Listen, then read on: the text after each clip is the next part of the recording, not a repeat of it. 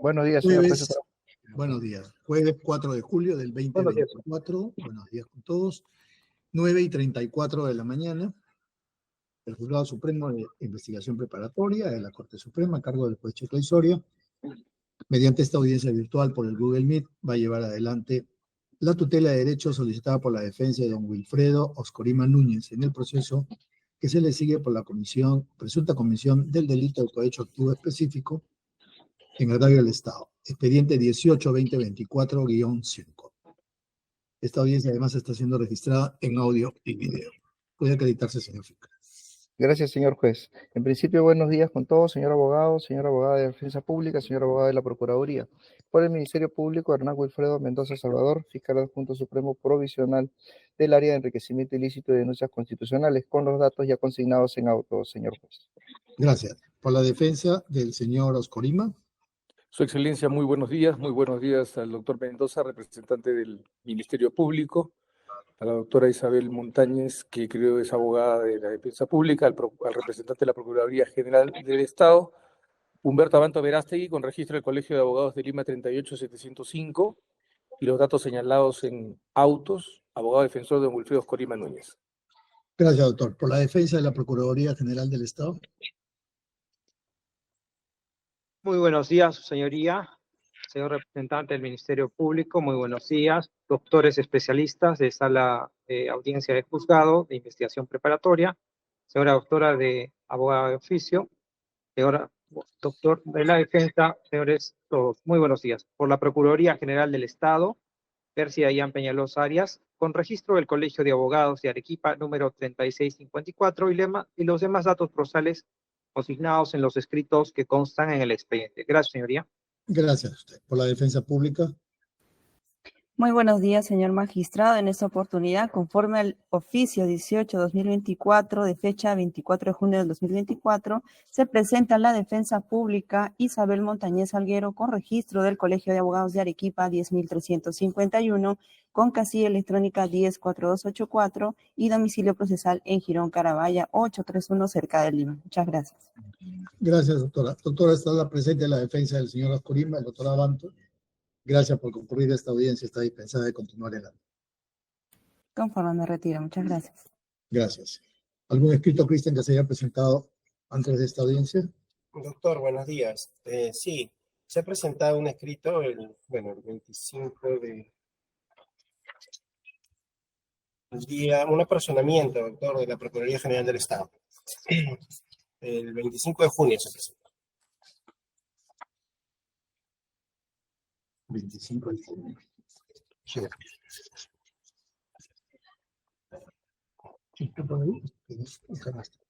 Ok, al escrito presentado por la Procuraduría, quien está personando este proceso, se resuelve, téngase presente dicho escrito, así como el domicilio procesal señalado.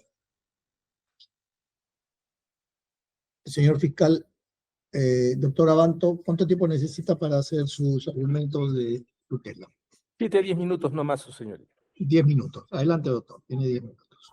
Rápidamente, su señoría, voy a tratar de ser monográfico e ir al punto y sobre el punto. El 24 de abril de este año, mediante la disposición número 5, se ampliaron las diligencias preliminares de investigación abiertas contra la señora Presidente de la República, doña Dina Ercilia Boluarte Segarra, y se incorporó a mi defendido, don Wilfredo Oscorima Núñez, al procedimiento investigador, imputándole el delito de cohecho activo genérico.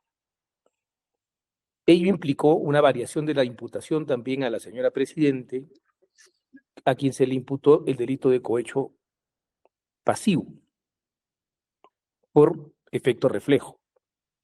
Si mi cliente habría entregado un soborno, ella habría recibido el soborno. Esa es la teoría del Ministerio Público. Es decir, hay una unidad de hecho incuestionable en este caso.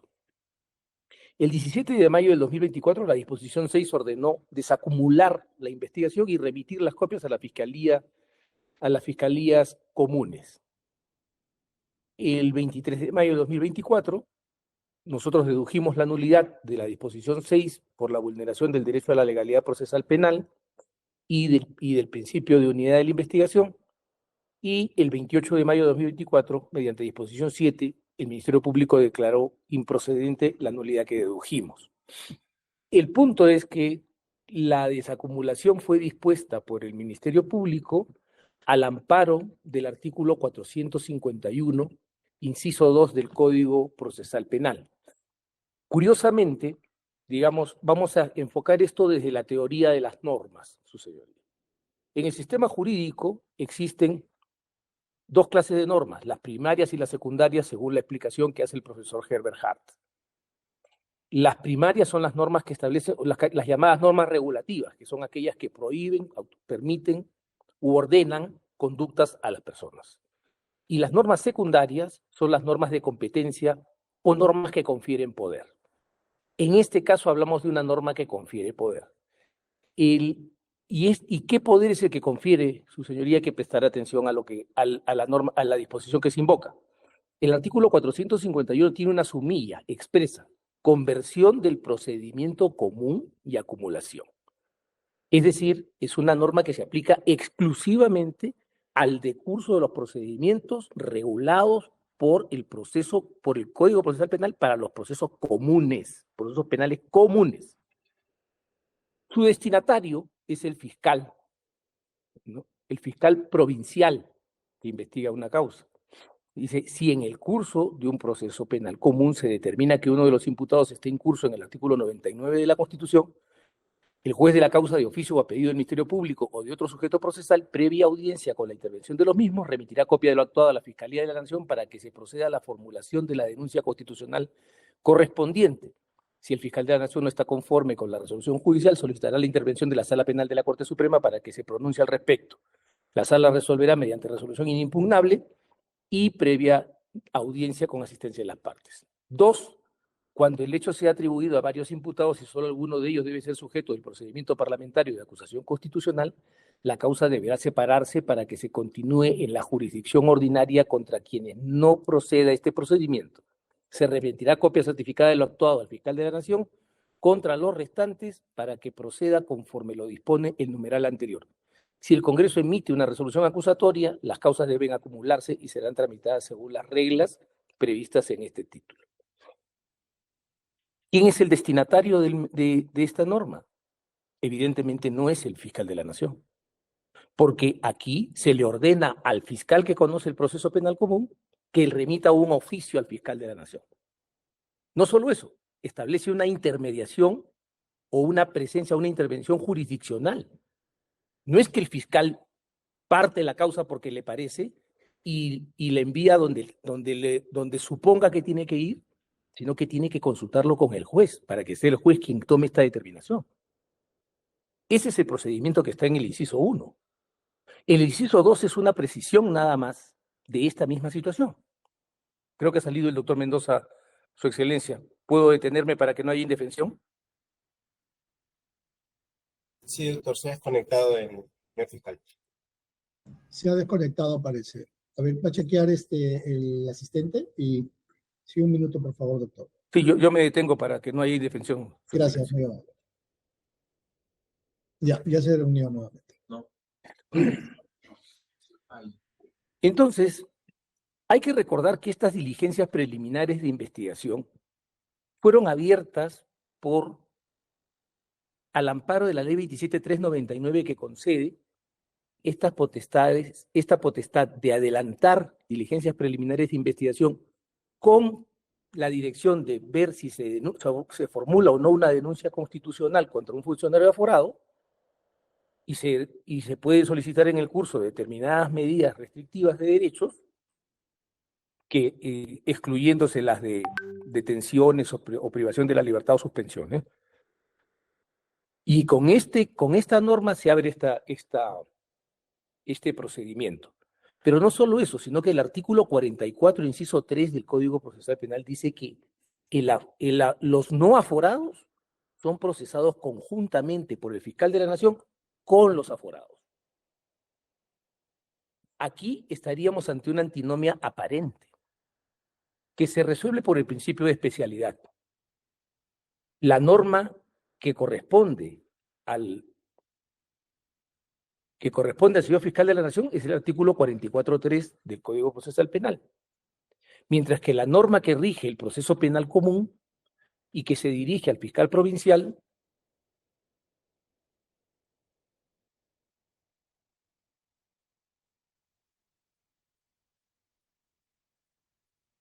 Sí, doctor, adelante, estaba jalando mi código. no se preocupe, y que se dirige al fiscal provincial, no resulta aplicable al señor fiscal de la Nación. Y además, para esta desacumulación, nadie le ha preguntado nada a usted. Y el código manda que sea el juez quien disponga la desacumulación. Si quieren aplicar el 451, tienen que cumplir con el procedimiento del 451. Pero resulta, repito, que como norma de competencia, esa competencia le ha sido otorgada a otro fiscal, no al fiscal de la Nación. ¿Qué sucede aquí? Y por eso la importancia de analizar cómo se resuelve esta antinomia aparente que plantea el Ministerio Público. Y es que estamos ante un problema de unidad de hecho. Se supone, según la teoría del Ministerio Público, que la señora Boluarte recibió de mi defendido un cohecho.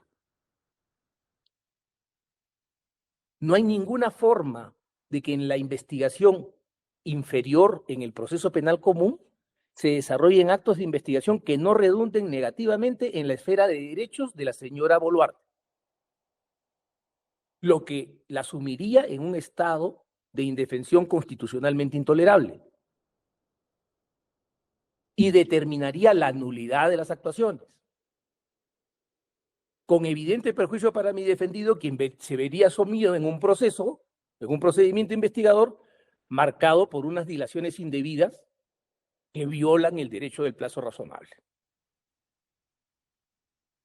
Entonces, aquí, en la competencia entre el artículo 44, inciso 3, del Código Procesal Penal, y el 451, inciso 2, la posición de la defensa de Wilfredo Corima Núñez es que se decanten por el 44.3, entendiendo claramente que desde la sumilla es una norma dirigida al proceso penal común y por lo tanto dirigida a los fiscales que conducen e investigan los procesos penales comunes.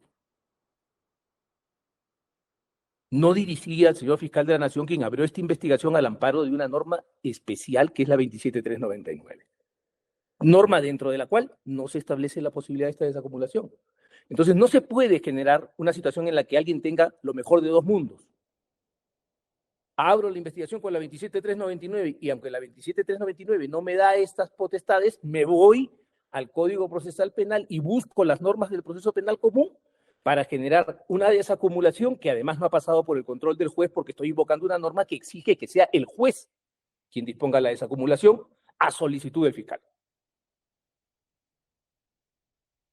Entonces, tenemos que definir claramente que estamos ante una antinomia aparente.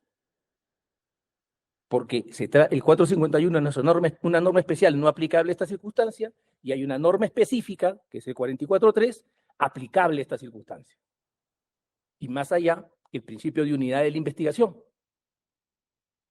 Porque, repito, no hay una forma en un delito, en una imputación de delitos reflejos, cohecho activo, cohecho pasivo, que los actos de investigación que desarrolle un fiscal inferior no afecten a un aforado,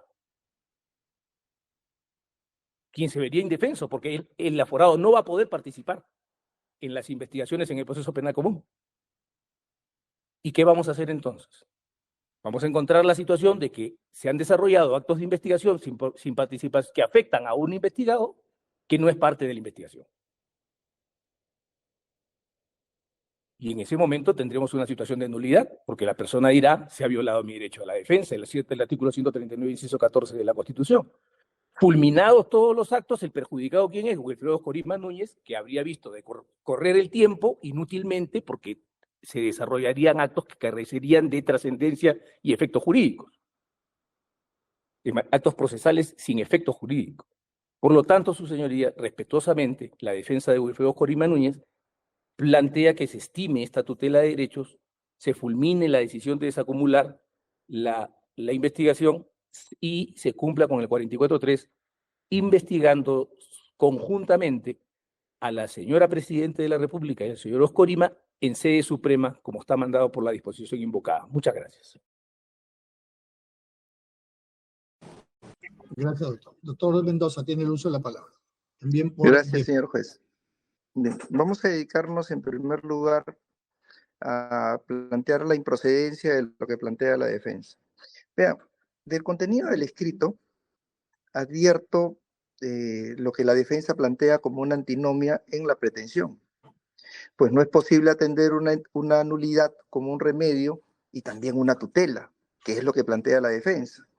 La defensa plantea una nulidad absoluta y a la vez una tutela de derechos. Así, por ejemplo, lo tiene dicho la Sala Penal Permanente de la Corte Suprema de Justicia en el auto de apelación del 5 de julio del 2022, recurso de apelación 77-2021 Suprema, que tiene como ponente, por cierto, al magistrado San Martín Castro. Y es que, como anota el fundamento jurídico cuarto de aquella decisión, una tutela de derechos requiere de una pretensión propia y la invocación de normas jurídicas específicas. Además, una cosa, señor juez, es pedir la nulidad de actuaciones en función del artículo 150 del Código Procesal Penal, que regula la nulidad absoluta, y otra diferente es plantear una tutela de derechos en función del artículo 71, apartado cuarto del Código Procesal Penal. ¿Y esto por qué además? Porque también, por ejemplo, en la sentencia de casación del 10 de mayo del 2021, recurso de casación 943-2019, Ventanilla, se tiene manifestado que la acción de tutela es un remedio procesal que está circunscripta a un ámbito específico, el señalado taxativamente en el artículo 71, numeral cuarto del Código Procesal Penal, y que está referida a la tutela o protección de los derechos constitucionales y legales que dicho precepto contempla. Y además, que es procedente cuando el imputado es objeto de medidas limitativas de derechos indebidas. Entonces, el ámbito que pretende darse de nulidad y de tutela de derechos, o nulidad absoluta y tutela de derechos, es impertinente y por tanto debe declararse improcedente. La defensa, por otro lado, se detiene en el tema de, y asegura que quien debió declarar la desacumulación es el órgano judicial. Y esto lo tiene dicho la Corte Suprema en varias jurisprudencias acerca de las potestades que tiene el Ministerio Público para poder disponer no solo la desacumulación, sino también la acumulación de causas. Pero me detengo en el recurso de casación 93-2022 nacional, fundamento jurídico sexto, numeral cuarto, cuando señala que si bien el artículo 51 del Código Procesal Penal exige como regla de impedimento para la desacumulación, excepción de la excepción, que la unidad procesal resulte necesaria e imprescindible, que es lo que plantea la defensa, es decir, que la causa no pueda seguirse separadamente, tal disposición ha de aplicarse caso por caso según las necesidades de esclarecimiento y o juzgamiento. Este último es el criterio rector que debe presidir la solución del problema. Y aquí nos encontramos en una situación que no es ajena al conocimiento público. Nos encontramos ante una persona que se encuentra aforada, de acuerdo a las reglas del artículo 99 del Código Procesal Penal, y a una persona particular. Y las reglas que establece el 451.2 es perfectamente aplicable. ¿Y esto por qué además? Porque el último párrafo de ese artículo señala, si el Congreso emite resolución acusatoria, las causas deberán acumularse y serán tramitadas según las reglas especiales previstas en este título. Es decir, existen reglas específicas, señor juez, que establecen lo que la propia defensa cuestiona. No hay ninguna antinomia procesal, simplemente está establecido en el código las reglas que deben seguirse y evidentemente existirá un órgano competente para el juzgamiento. La defensa, ojo, no cuestiona el contenido de la desacumulación ni el propósito de ella. Lo que cuestiona es la competencia del órgano fiscal que debe conocer el proceso. Eso es lo que cuestiona la defensa y nosotros consideramos que hemos actuado de acuerdo a lo que establece el 451, numeral 2, entonces dentro de las reglas del Código Procesal Penal. Por esas razones, señor juez, pedimos que se declare improcedente lo que plantea la defensa.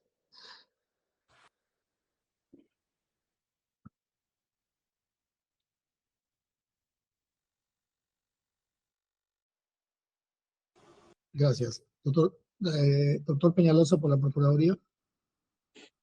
Sí, señoría, gracias. Pues, señoría, voy a empezar por esta frase que acabo de escuchar, que no se puede tener lo mejor de dos. Considero que para mejorar día a día en la interpretación del Código Procesal Penal y que esta beneficie al sistema de administración de justicia en nuestro país, creo que sí es posible tener lo mejor de 3 y hasta 4 y hasta 5 mundos. Porque apuntamos a eso, a una administración judicial de justicia más predecible, más certera, más eficaz. En ese sentido, no le podemos poner límites si se pueda tener la interpretación de 2 o 3 artículos o 4 que favorezcan. Su señoría, respecto al principio de especialidad, el artículo 99 de la Constitución establece de forma precisa, actual, los funcionarios que tienen fuero. En ese orden de ideas, el decreto legislativo 1326, que es el que gobierna las funciones de la Procuraduría General del Estado, también precisa que la Procuradora General del Estado, que representa a la Procuraduría General del Estado, podrá intervenir en casos justamente que están regulados en el artículo 99. Entonces, si en este proceso se plantea que un gobernador regional pueda ser investigado a nivel Fiscalía Suprema, más adelante también se plantearían nulidades en cuanto a la pretensión civil que pudiese darse o no, porque la Procuraduría General del Estado no tendría competencia y se crearían una suerte de cadena de nulidades. Es en cuanto al principio de especialidad. La norma que se tiene que aplicar es la Constitución. Artículo 99, quienes tienen fuero, quienes no. A partir de ahí, esa es la madre que tiene que verse para las interpretaciones posteriores. Lo que ya ha precisado el doctor Mendoza, lo que se está cuestionando es competencia justamente, y se precisa que habría actos de investigación a los que no tendría participación el investigado. Obviamente, no los va a tener, es lógica consecuencia, pero en contraposición a eso, no lo van a seguir procesando, no lo van a cuestionar, no lo van a denunciar, no lo van a acusar en este proceso. Eso sería ilógico completamente. Va a ser seguramente investigado, más adelante absuelto, denunciado en los fueros en donde tiene competencia, Fiscalía Superior y así sucesivamente. También intervendrá en esa oportunidad la Fiscalía Especializada en Delitos de Corrupción de la Procuraduría General del Estado, que es la que sí tiene competencia. Entonces, todo esto decanta por un tema de competencia, señoría. Acá no se ha producido ninguna antinomia. Más bien lo que se está viendo es que hay un abuso de recursos. Se plantea nulidad y una vez que la nulidad sale, es absuelta, es resuelta por el órgano fiscal, se plantea nulidad. En anteriores tutelas lo hemos escuchado al doctor Abanto, que es un gran conocedor acerca de los fueros y no fueros. Ha defendido con gran elocuencia justamente los fueros. Y ahora lo escucho en una posición poco contraria, no defendiendo el fuero, lo cual a mí sí me causa poco de extraño. Después, su señoría, la unidad de la investigación, el cerebro, el titular de la acción penal es el Ministerio Público, eso ya lo ha dicho en innumerables casaciones la Corte Suprema y las leyes también. Entonces, como cerebro, como titular de la acción penal, es el que plantea la estrategia porque defiende la sociedad. Tiene que ver por la legalidad en este proceso, si es que hay o no competencia, a quién le corresponde eso definir desde un primer momento es al fiscal, porque es el defensor de la sociedad, de la legalidad.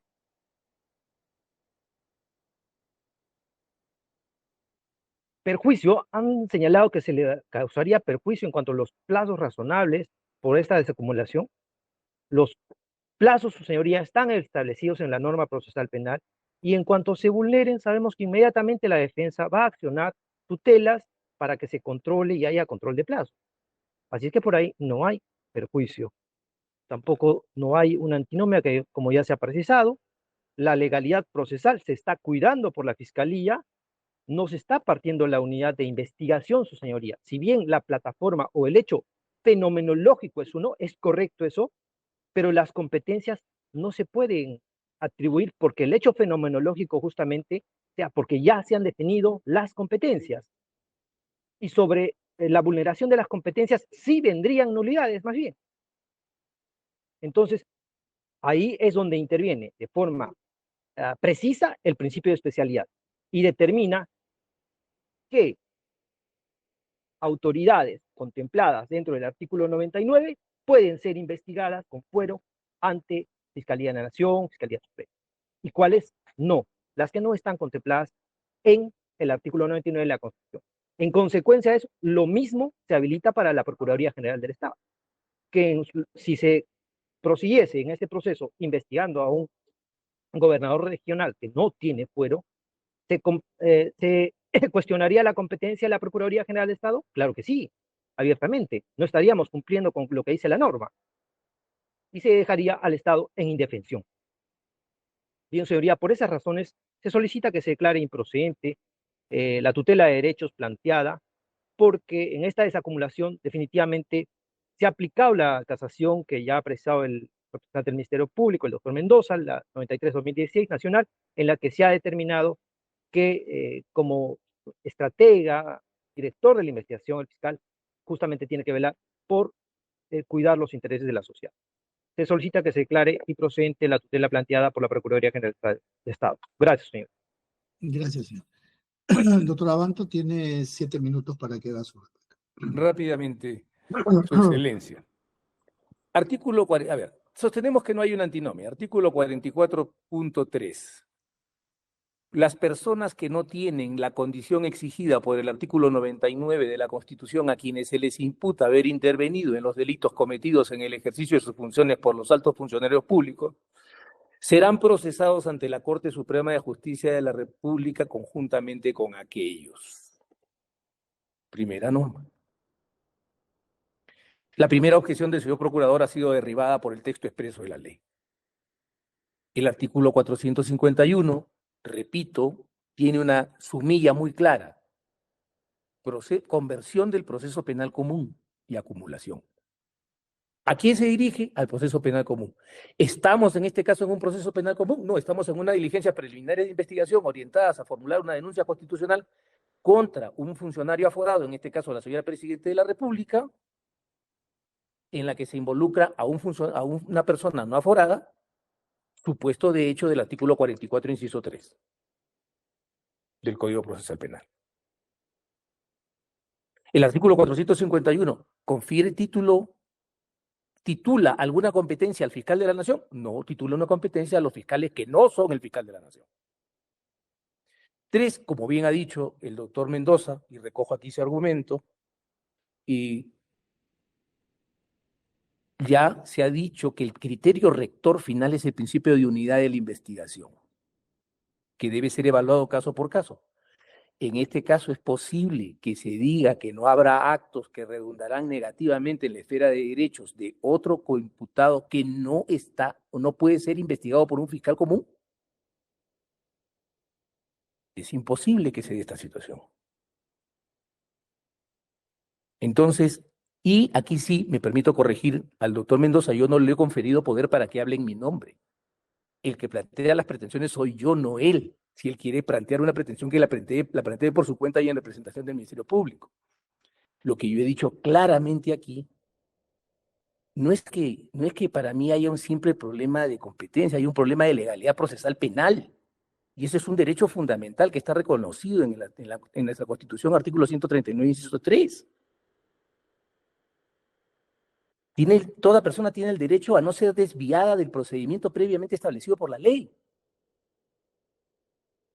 Y esa es la razón y ese es el argumento de esta tutela. Y lo que se pide como remedio es la fulminación de esta desviación. Y no hay otra forma de fulminar esta desviación que acudir a la eliminación de esa disposición que viola la ley y la Constitución.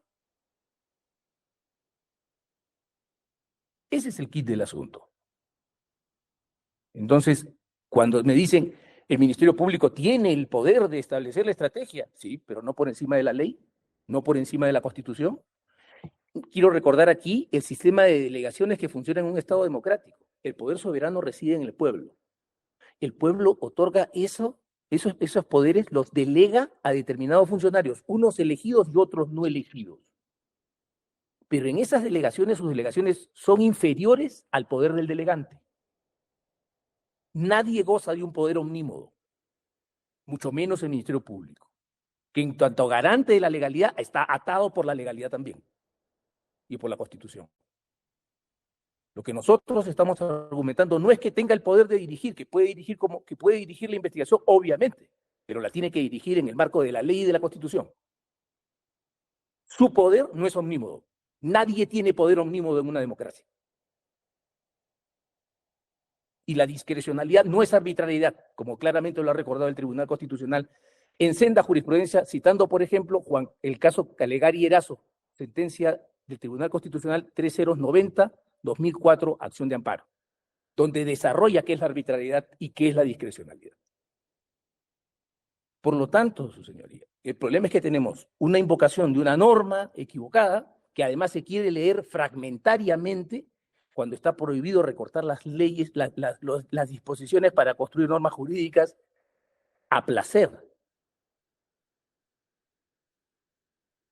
En ese sentido, la defensa de Wilfredo Corima Núñez persiste en su posición de que se estime esta tutela resolviendo esta antinomia aparente creada por el Ministerio Público, colocando la norma por el principio de especialidad del 451, donde corresponde en el control de las competencias de los fiscales inferiores al fiscal de la Nación, y colocando el artículo 44.3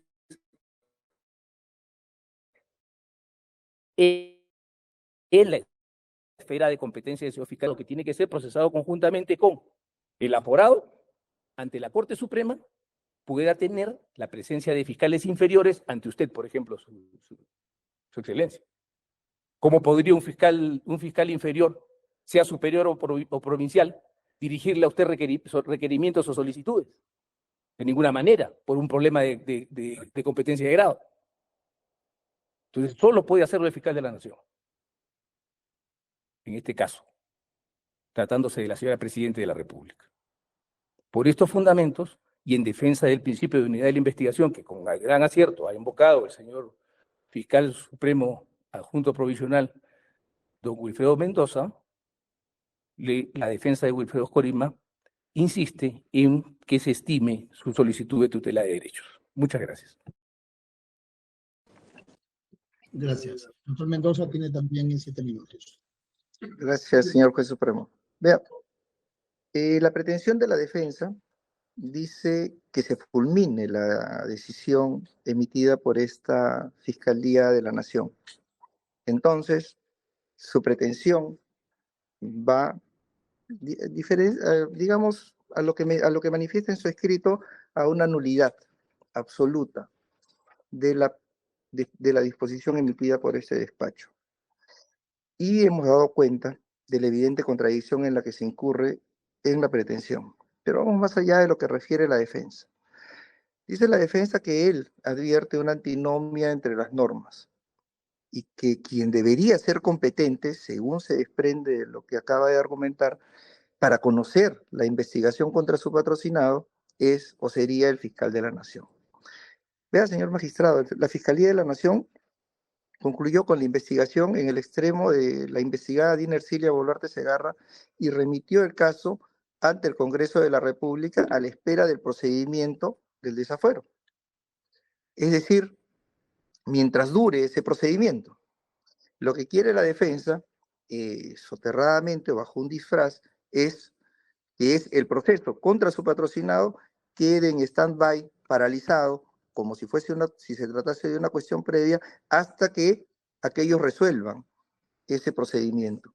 Y eso es inadmisible, no solamente porque no es lo que plantea la norma, sino porque además, y lo dice el propio 451, inciso 2, esto queda supeditado a una posterior acumulación, de así considerarse. Y además porque las responsabilidades penales son individuales, señor juez. Y ya di cuenta además de que no es indispensable siquiera de que para una desacumulación exista la planteada unidad de investigación.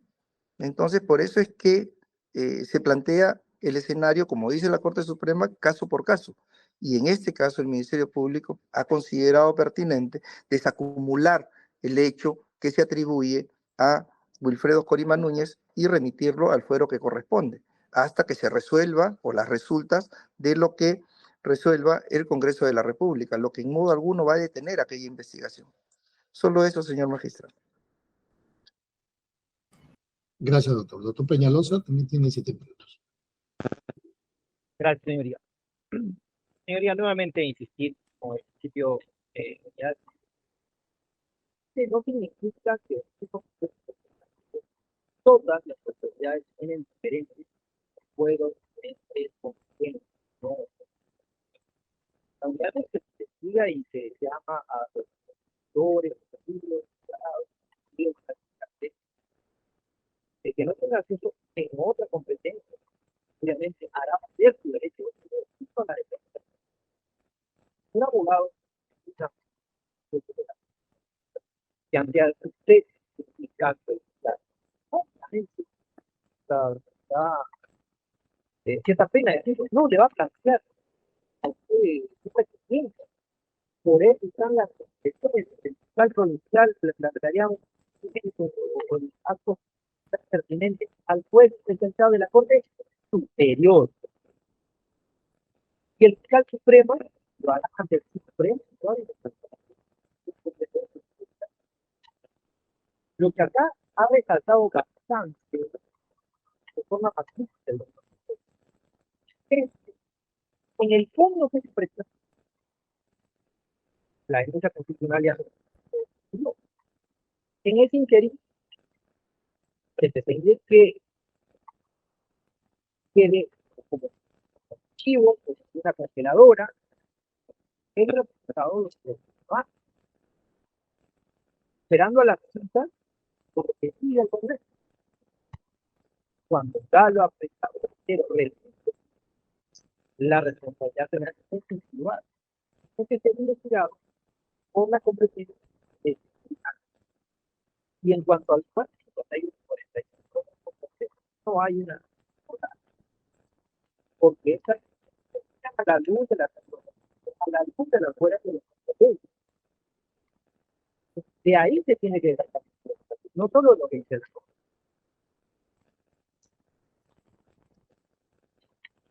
Por esas consideraciones nuevamente se reitera. Gracias. Habiendo escuchado los argumentos de la defensa del señor Oscorima, que mediante tutela de derechos solicita se declare la nulidad de la disposición fiscal que desacumuló el proceso seguido contra su patrocinado, que se encontraba en una carpeta fiscal y en un expediente vinculado con la señora Presidenta de la República, por las razones que ha expuesto a él, sus argumentos, y se declare fundada en consecuencia esa tutela. Y los argumentos de la Fiscalía y de la Procuraduría, quienes señalan que dicha tutela es improcedente porque lo que está solicitando son temas vinculados a cuestiones de competencia respecto de la desacumulación. Escuchados estos argumentos, se va a expedir la resolución luego de la evaluación correspondiente y será notificada a sus casillas electrónicas, con lo que siendo las 10:12 concluye la presente audiencia. Muchas gracias. Hasta luego.